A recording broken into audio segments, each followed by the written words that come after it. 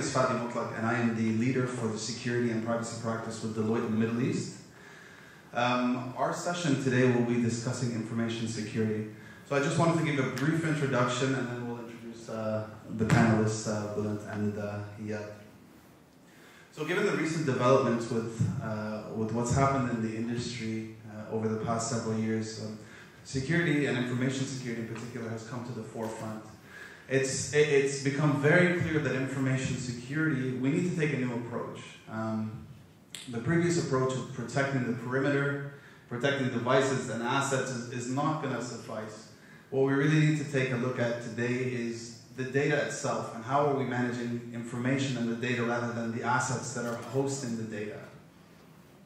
Business models we know are changing.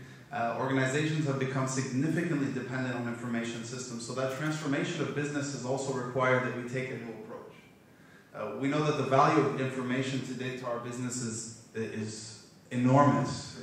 The value of data is through the roof. And with that said, again, given the fact that we're talking to an internal audience here, an internal auditor audience, we need to take a risk-based approach in terms of how we manage that information and the value of that information.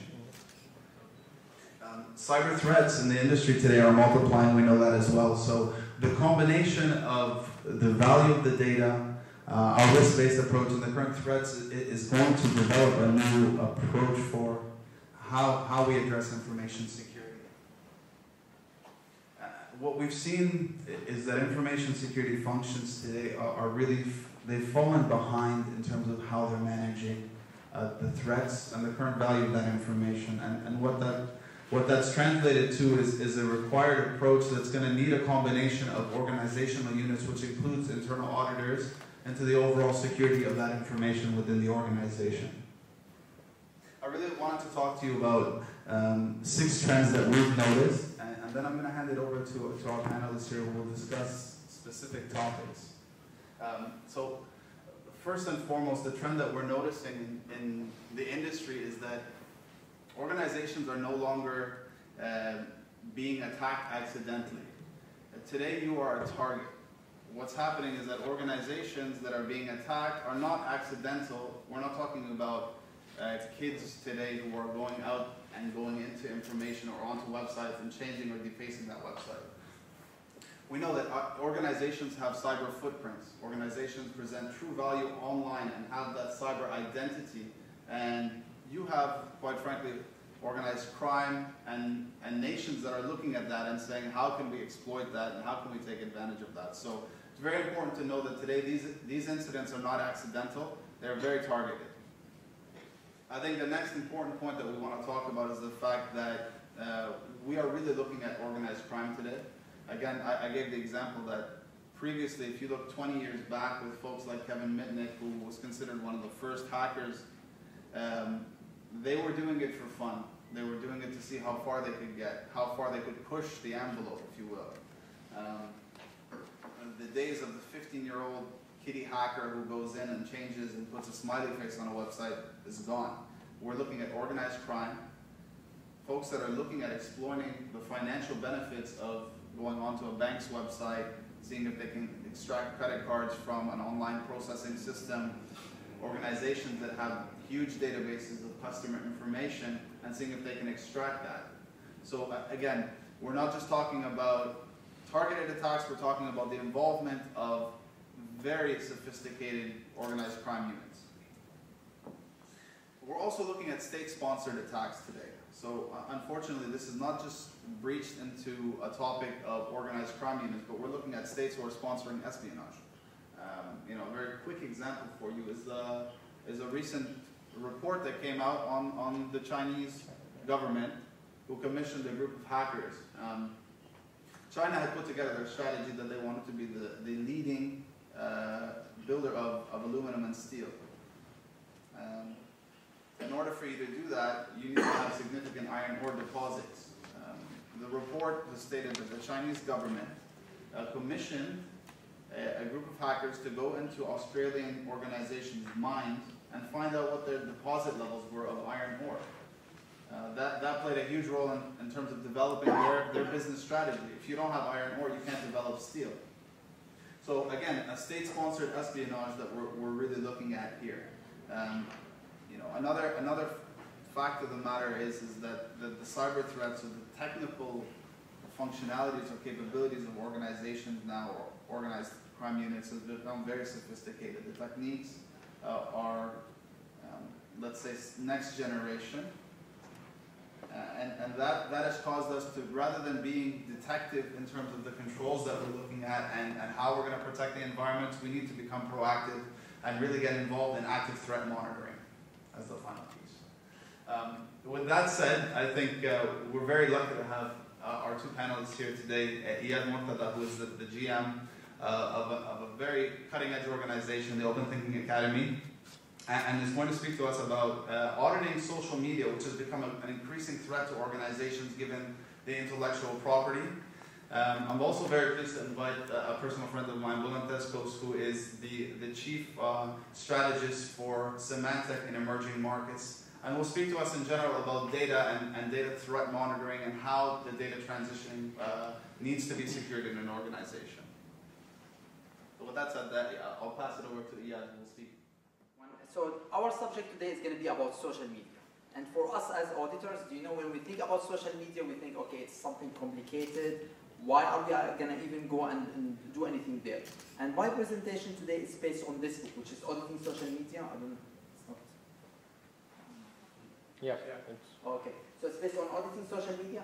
So this book is written by the IIA, and it's a really interesting book. It's outside if you would like to take a look at it. It will explain to you why social media is important, what social media can cause the organization, and what can we do about it. So let's start by understanding, you know, what's happening in the market. People, they were talking before. They were always chatting about your organization. They are always saying something in the back, but no one can hear them because the conversation was offline. Now when the conversation is online, the conversation is there forever. Everyone can listen to it, and at the same time they can really go and retweet it, mention it more on Facebook, speak about it again. So it's really a big danger for your organization, especially if you are working in airline. I don't know if you saw this before. United breaks guitars. So why this guy? What happened to this guy? So this guy was flying with United, and when he was flying with United, he just looked at the window and he saw his guitar, being thrown on the floor. And after that, when he landed, he discovered that his guitar was broken. So he called United. He said, "You broke my guitar. Please pay for it." They said, "No." He said, "This is not just my guitar. Do you know, I love my guitar. This is something special for me. So you need to pay for it and you need to say sorry." And they said, "No, we are not going to do it." So he said, "Okay. So I'm just going to create a song called United Breaks Guitars." And he created this song. This song was viewed by more than 10 million users. And now he opened his own company called United Breaks Guitars, and he's doing speeches all over the world. He's now rich. Out of just this incident, and every time he's speaking, he's hurting the brand, which is United. Customers, they were upset about it, and at the same time, customers now, they are afraid to fly with United. Singers, they don't want to fly with United anymore. So imagine this impact of social media on your organization. I will give you a very local example. Recently, what happened, like here in UAE, for example, Discovery Garden, the prices for the apartments went down. So everyone moved to Discovery Garden. So now if you are going to Discovery Garden, in or out, it's a huge traffic. So what will happen? Everyone is on the way to tweeting, "Okay, I'm so late because the traffic in Discovery Garden, they are mentioning this on Facebook." So see, this will hurt the whole area, which is Discovery Garden. People will be like, "Oh my God, I don't want to live there anymore." So the same thing can happen anywhere. We just always need to think about social media. And when we think about social media, what will happen? We are like this. "Oh my God, I need to think about Twitters and Facebook and Google+, and I need to think about all these crazy things. What should I do? I don't even understand how to use them, and I don't want to be even in this market." And now, as an internal auditor, I got instruction from our chief audit executive that I need to go and audit social media. What should I do? So the trick here, you should not focus on what? On technology. You should focus on strategies. So in that way, if you are launching a new brand, you don't say, "Okay, let's create a viral video and let's create a buzz around our brand." You need to focus on the strategy. What are we trying to achieve by implementing social media? Not what tool are we going to use? Facebook? Are we going to have all people tweeting about us? This is not the objective. Once you understand exactly what is the strategy and objective, you'll be able to say, "Okay, at that point, okay, what tools can we use to achieve our goal and objective?" And now it will be easy for you. So this is how it will happen. See, tactics, Facebook, Google+, all these techniques, for me as internal auditor, I don't care about them. What I care about strategies. Are the organization using the right strategies for them to do what? To achieve a certain goal, and after that, they can use whatever tool they want. I don't care. I just want to make sure that the social media channel that they are using is working and it's aligned with the organizational objective. So we think about it like this. We have a goal, we have a strategy, and we have a target. And what we are trying here, we are trying to achieve our goal, by having the right strategy and targeting the right audience.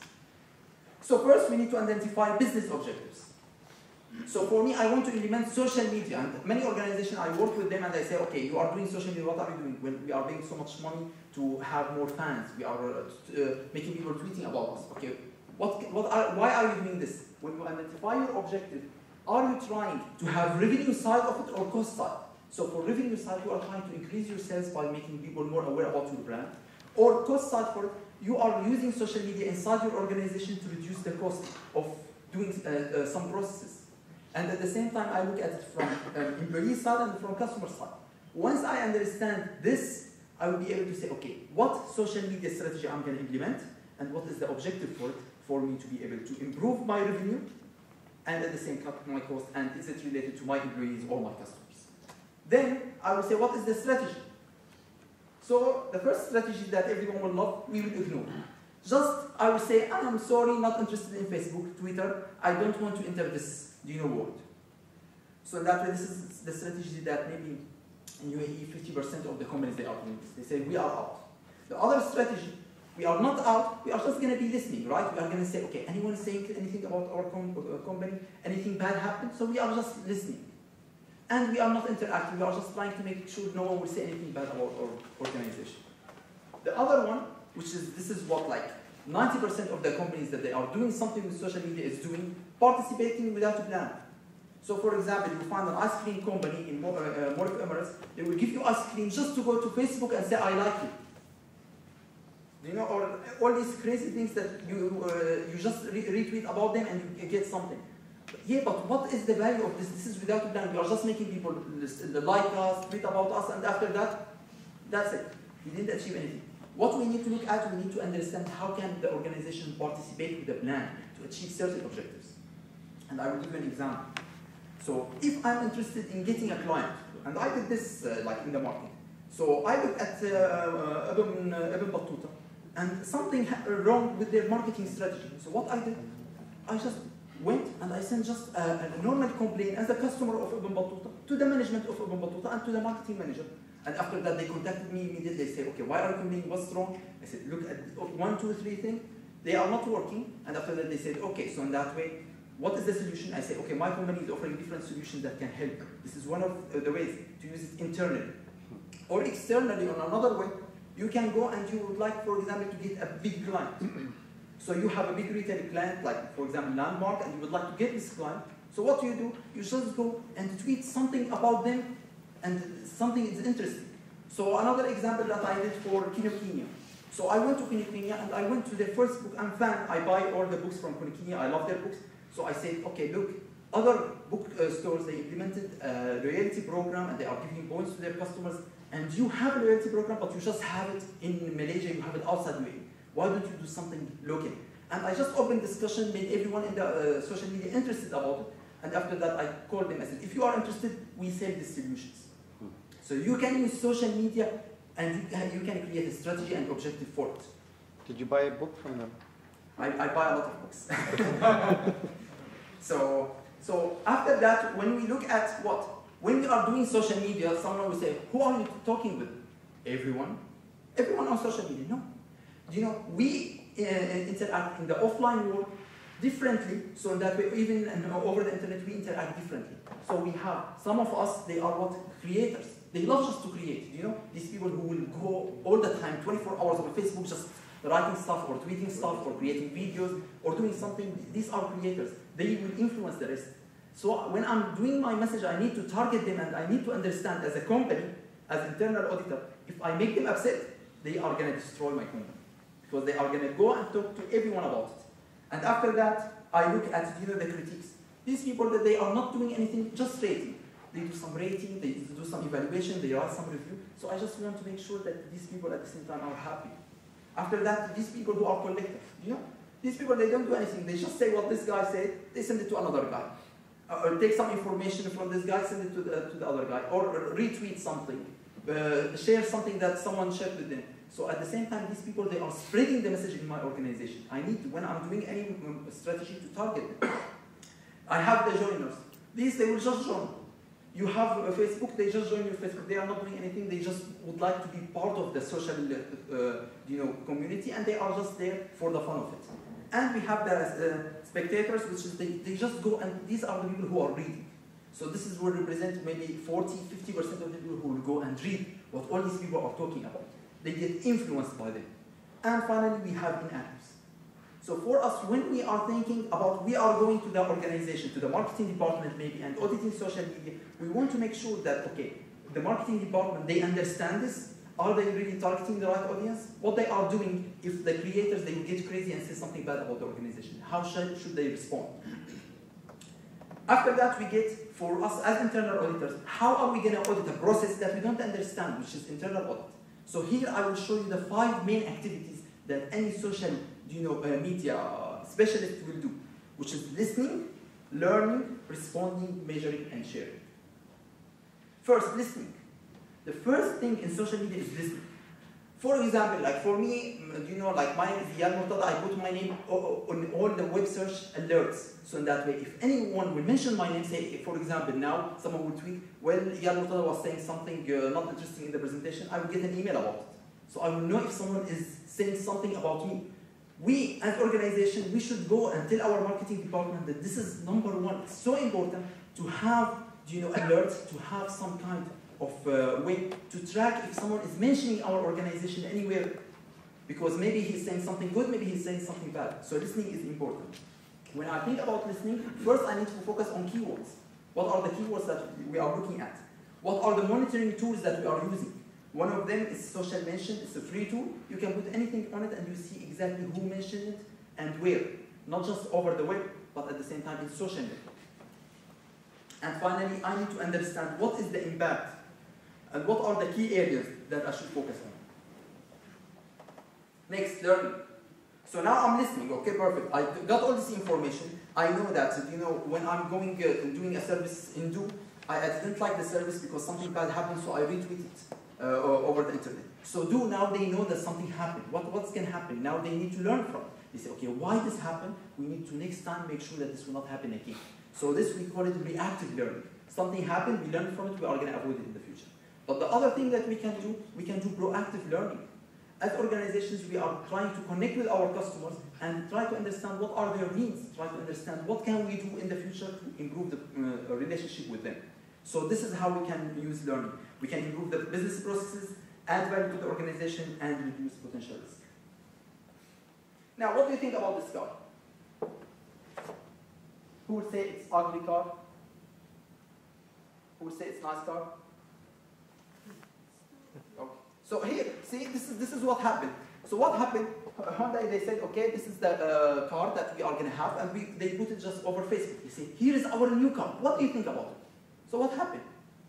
Well, most of the fans, they said, we don't like it, we hate it, the shape is ugly, I don't know who's going to buy this. So they were so upset about it. And actually, I looked at this car in reality, it's a really nice car. I would love to buy it. But on the picture is not really giving the actual image for it. So what happened? Just a guy, his name Eddie, he said, it's interesting design. I would get this car, it's a really nice car. Immediately the fans, they said what? They said, well, for sure, why? It sounds good because you are trying to save your job, because you are the product designer for the company. So don't try to trick your customers. Don't try to make them fool. And after that, what happened? The company said, okay, well, you didn't like it because the pictures, they were not taken in the right angle. So fans, they were upset more. They said, so you think we can't see from the right angle? You think we don't understand what is this car all about? So they were upset about it. And they deleted this tweet. So when they deleted this tweet, they were tweeting about it again more. So you need to understand exactly how to manage social media. For us as internal auditors, we are not doing it. We need to make sure that the organization, they have the experience and knowledge to do this. So this is about responding. How can you respond if something will go bad? After that, measure. So now I'm responding. Now I need to make sure that, you know, I establish all these goals and strategies. Can I achieve them, and can I measure exactly the impact of them? So here this guy is saying, awesome, we got all these people tweeting about, and this guy is saying, what is your goal? What goal? What goal? We are just trying to make people tweet about us, say something about us, but there's no result, you know? Like when you go and get a PR company to say everything about something that you are doing, and after that, you are not achieving anything more than just someone is talking about something. So what we need to understand here, how social media is helping your organization in achieving business objectives. And are we really measuring this? And you say, okay, what can we measure? Well, it's easy. Here are the metrics. We look at shareholder engagement. We look at the share of voice. You know, what is the brand recognition over the internet? Digital assets is really important for the organization currently. What are you doing about it? We look at the issue related to, you know, any resolution rate. We look at customer satisfaction rate. You know, we can monitor from the interaction, our customers are happy or not. At the same time, we look at a new hire rate, employee retention. When employees, they will leave your organization, believe it or not, they go over social media and start tweeting, oh my God, thank God I left this organization, I can't believe it. So it's really important for me to measure this. I look at idea submissions inside the organization. I can create internal social media to make sure that everyone is you know, getting involved in creating the new brand, creating the new product, and at the same time, look at new customer acquisition and marketing. So these are really important measures.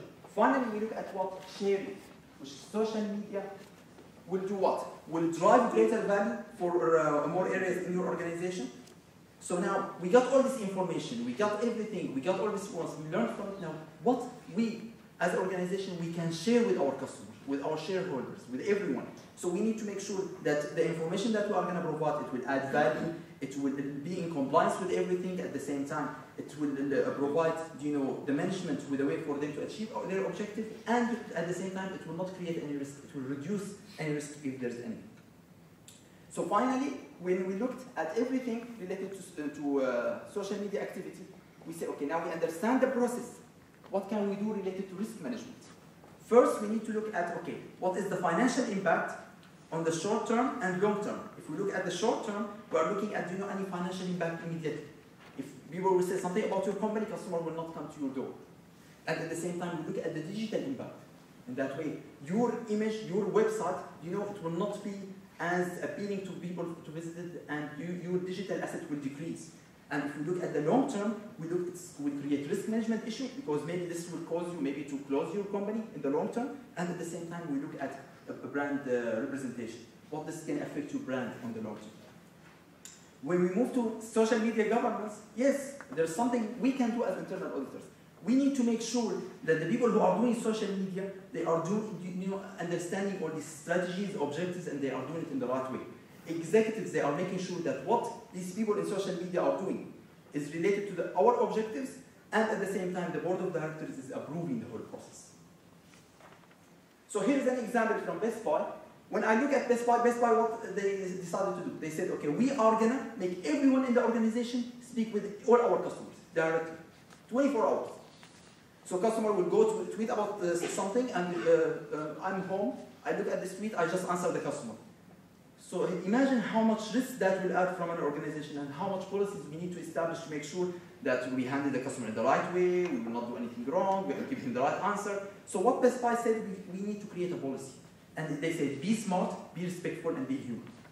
And this is the best policy to do. You say what you should do, what you should not do. And after that, the consequences. So he said here, disclose your affiliation. You say, I'm employee with Best Buy. And after that, you say, you need to act ethically. You need to state it's your opinion. You should not mention anything about the numbers. You should not give them, okay, what's happening inside the organization. And if you do something wrong, this may cause what? That you may get fired, something will happen to Best Buy, and at the same time, customers will lose. This is a really quick and short message for them. Now, the final thing you will ask me, okay, great, how can I do internal audit, you know, for social media? Well, here's what you can do. You can do social media governance audit, you can do social media strategy, social media plan, related to the plan execution of social media. You can audit all the metrics that they are doing, do some kind of monitoring audit. You can do audit for the training. Are they having the right training related to social media, related to social media policy? Do they have the right policies, regulatory and compliance? So here's just a quick example. See, this is how the objective for social media strategy is. We need to make sure that they have the right social media strategy, is developed, and it's aligned with the corporate strategy. And see here the documents that we need to review. Here's what we need to do. The same thing for monitoring. The same thing with social media policy. So in that way, when we understand, everything related to the social media function inside the organization, and understand what can we do related to creating internal control policies, risk management, and at the same time, corporate governance, we will be able to do our role as internal audit related to social media. Now, this very short presentation, if you would like to attend the full presentation, is going to be on December 24th as a webinar related to the Audit Festival. You can register for it, and you can download the slides also. Thank you very much. So thank you very much, Iyad. That was a very interesting presentation, and I think that leads well into our next topic related to data. And quite frankly, there's some significant intellectual property that's being shared on social media networks and via social media strategies. And our next panelist will talk to us about things like data leakage protection. So how do we manage that intellectual property? How do we manage the data that we're sharing on those social media networks? Thanks. Let's not work it, or is it working? Not that I need it, actually. That was a good presentation. Well, I learned a lot, basically, so I can go to Batuta and get an ice cream or Mullah Fair instead is one thing. The social media's impact, we know it brings down governments or helps uprising, and apparently gets you an ice cream in a shop, which is great, two sides. Now, let's talk about the security. What I do is I'll talk about security. I want to have a chat with you, not a presentation, because not because I'm lazy at a presentation, but I want to get your opinion on it. In order to talk about security, I think we have to understand we are in a unique time right now. We, all of us as a crowd, we are living what we call IT transformation age. The IT is changing rapidly. There is no way to stop it. Let it be the cloud computing or anything else, we are witnessing this. We are lucky to witness this. But in order to provide protection with everything, the security around everything that is changing, we have to first understand why are we securing ourselves. What is it that we want to secure? And in order to secure ourselves, I always say, look, let's just take a step back and think about those cyber criminals. Think about it. You want to secure your house, you put the locks and everything. Why? Because we know thieves come through doors and open windows. We want to protect, just like in this. Your data is within your house. Your assets is within your house. This is what you want to protect. Now look, 10 years ago, the cost of a computer, how much was it? A couple of $1,000s, probably more. Look at it now, a couple of $100. I mean, the cost has decreased 90%. But think about how much we're paying to protect that data. It keeps increasing and increasing. So there is something wrong with it. If, again, going back, we want to protect ourselves, put the security around data, we have to understand how cyber criminals are coming in to get your data. Simple. Now, you put your minds, now you set yourself in the minds of a cyber criminal, right? Your job is to make money by stealing confidential information, no matter where it is. This is your job. Fancy it is, it pays a lot, it is risky as well. In order to do this, you operate just like any other business. Father said it, it's organized crime, state-sponsored, global. These guys operate just like any other business, if not better than any other business, I must say. They are global, they have a support center, 800 numbers, it's a free support center, and they can remotely help you attack companies. True story. For $3,000, you can get the service. Now, if you're a cyber criminal, what is the best return on investment? The best return on investment is where you just do some effort, probably spend like $100, and reach a maximum crowd. In order to do this, you follow the mega trends in the IT industry. If I were cyber criminals. What are the mega trends in the IT industry? Mobile computing, the mobility. Everybody has a phone now, if one phone. Everybody has two. The iPads, iDads, everything is changing. Everybody's bringing their own device to corporate. There is no line between corporate data and confidential, or let's put it, the personal data. The line is literally, this is how everything is happening right now. The mobile computing is a big change in IT. If I were a cyber criminal, I would target the mobile devices. Why? First of all, I know everybody has at least two, and I know they're not as protected as the computers, because we're not there yet as the awareness level. Number two is the cloud computing. There comes virtualization. The cloud computing is, in my opinion, one of the biggest changes that will happen in the IT. Over my years, let's say next 50, 60 years, that will happen. And it will change the way we operate. It will change the way we socialize. It will change the way we make money. There comes my favorite subject, one of my favorite subjects, social media. We learned a lot. And I could say, cyber criminals are using social media a lot. Why? Because we tend to share a lot. I mean, why would you want to post a picture of your car that you're selling right in front of your house, but that picture has been taken with your iPhone that has a GPS track on it? So whoever actually looking at your phone or looking at your picture, by the way, you made public so everyone in the world can see it, has a GPS coordinates of your house. And you also go one step beyond and say, by the way, I'm on leave for the next 2 weeks of December. What else can we do to help you? That is number one. Number two, the data loss prevention aspect of the social media. You're a computer, you're in the corporate network. Well, what do you type? We talked about the media, everybody's talking about the corporates. What if I'm an employee of Symantec, and what if I copy and paste what my CEO announced? Confidential as it is, it cannot make the news. But I copy and paste and put it as my status update on my social media site. What would happen? That would damage the corporate a lot. And then we need a protection around that data, confidential data, wherever it is. Information explosion. I want you to think about how much data you had 5 years ago and how much data you have now. The pictures and the movies and the documents, everything is changing. According to statistics in Gartner's and IDC, next year there will be 380 billion DVDs worth of data. That's a lot of data. And if there's this much of a data, how we are going to put a protection around that data when you're corporate? And definitely there comes another of the mega trends, one of the biggest mega trends. I think this is my favorite, I should say. The changing threat landscape. What is going on out there in the whole world that cyber criminals are actually doing? We just released a report today, I think it will be in the news tomorrow, that Middle East, again, keeps becoming the focal point of the cybercrime activity globally. There are multiple reasons for this. I always associate it with the economy doing better than the rest of the world. I always say in every presentation, I make a joke. I say, nobody's attacking Greece anymore. There's no need to attack Greece anymore.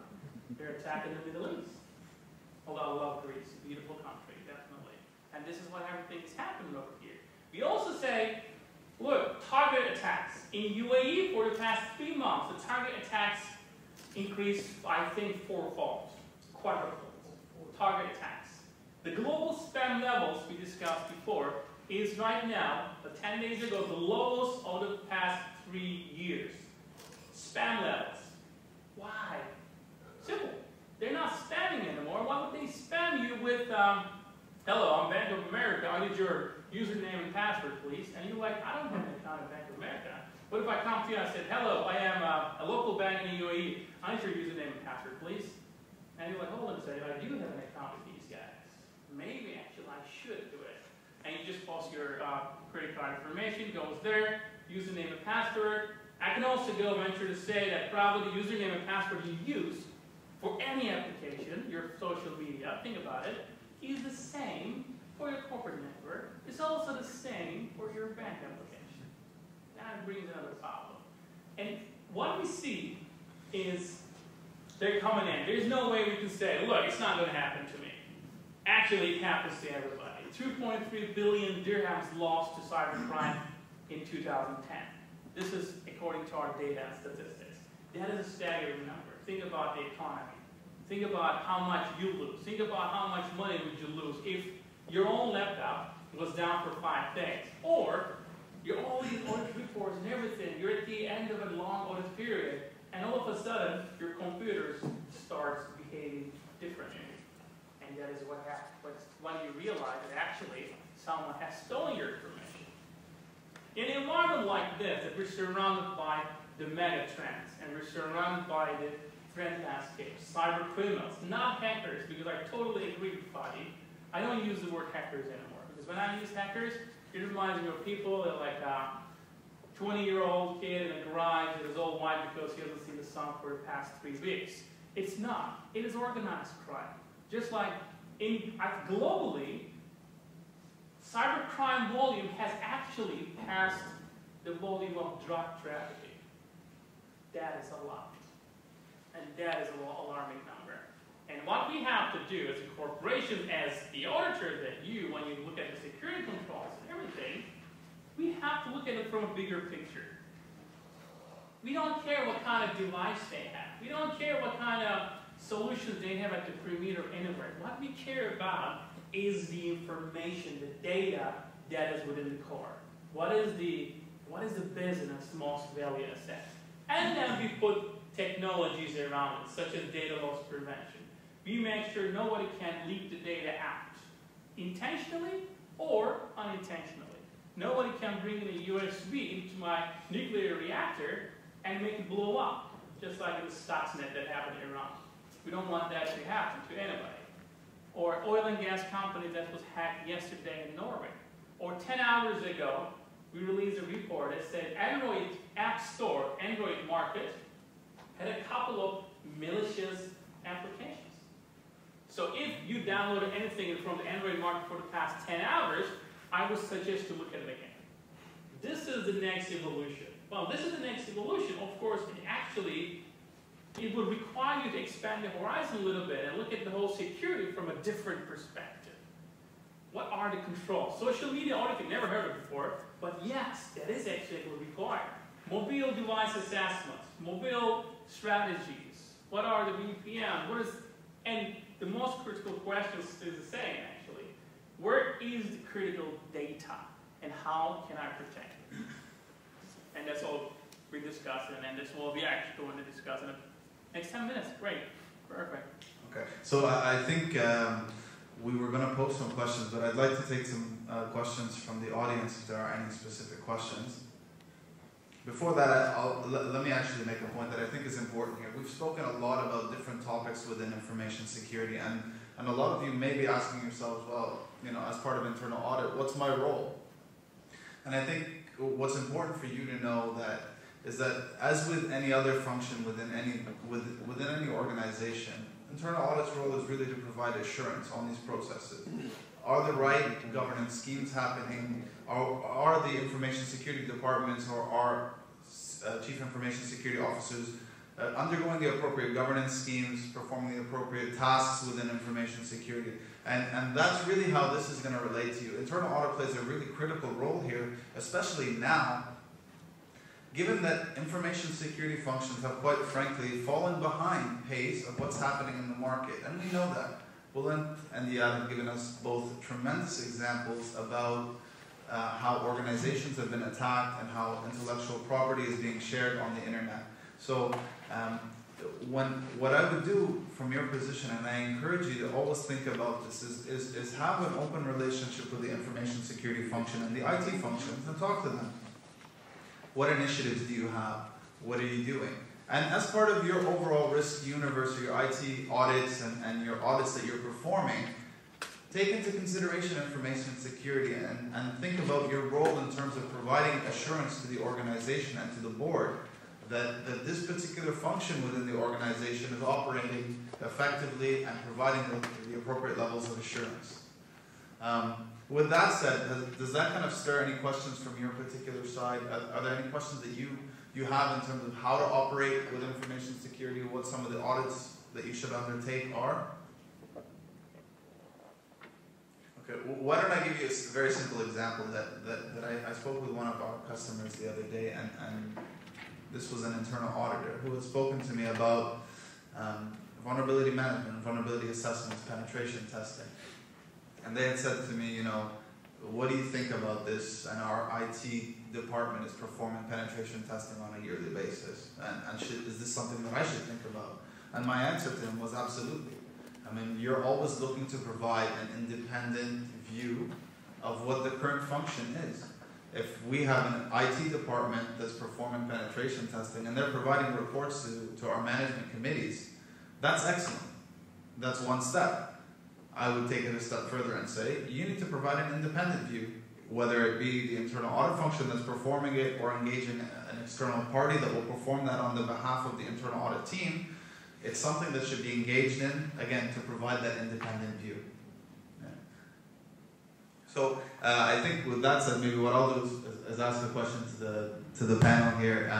And what we've noticed very recently are major threats coming from outsourcing and from third-party vendors.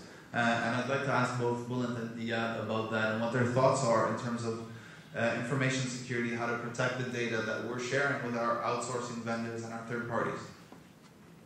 Yeah, okay.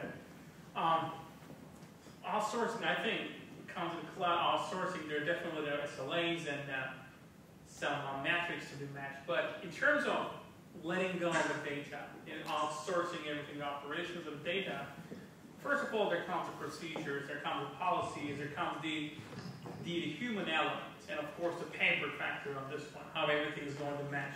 And then the technology, one of my favorite parts. Technology comes into play. So again, it all depends on data. I mean, we outsource everything, including operations and creation of the data. When you talk about the data, I talk about how it's being created, how it's being used, how it's being classified.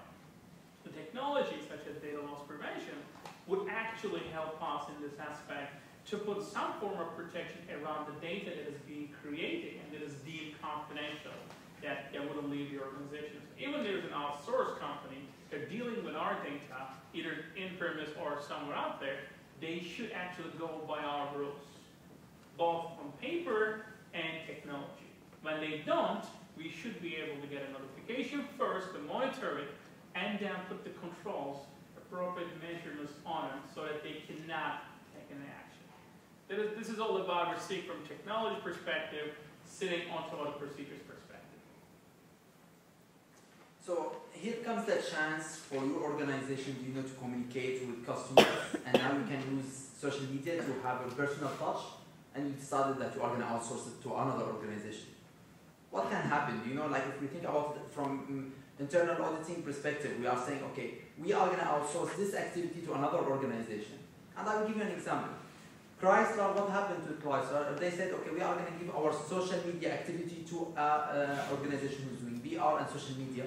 So this lady, by the end of the week, she was just tweeting on her personal profile, and she's saying, oh, I live in Detroit, and Detroit no one knows how to drive, but they have all these cars, but they are so stupid, they don't know anything about driving. And by mistake, she just posted this on the Twitter account for the company rather than her personal account. And imagine what happened.